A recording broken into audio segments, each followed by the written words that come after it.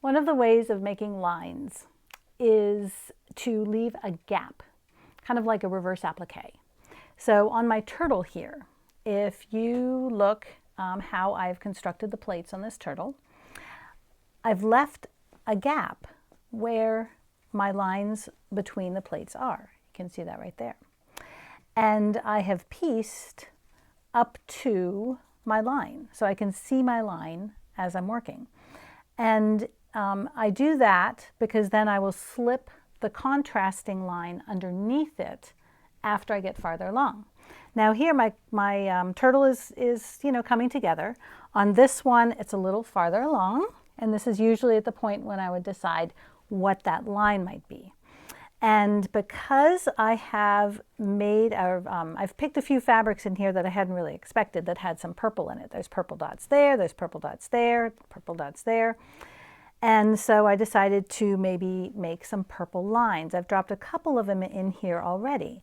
Now in this case, my drawing, the original drawing I did, you can see here, was in red. So don't be confused by that. It's still just the original drawing. It just happens to be red marker instead of black marker.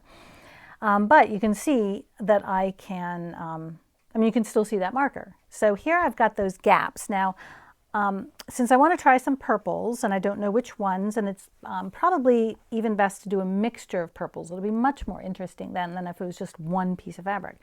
So here now I've got a bunch of purples, and I've already cut some strips off of them. So I'm going to make thin lines with these not so thin strips by just placing them underneath my edges. And you can see I've left the edges of my collaged plates loose. Now here I'm just going to trim this one right here, and this gets slipped under. And now I can take this piece and I could maybe bring it over here and slip it under the edge. There we go. And so here you can see how,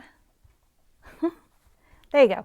So I've got a little heavier line, I've got a thinner line right there. If I want to make that line a little thicker, I can just trim this edge right there and open up that line a little bit. There we go. And I can vary it. I can turn it a little lighter. I had a lighter piece of fabric right here. I can make it a little lighter as it goes to the lighter side of the shell. So let's try that. And if I decide I don't like it, it's not a big deal to just turn around and substitute these, or I could turn it a whole different color if I wanted. Let's just put this right. Let's get that under there. There we go.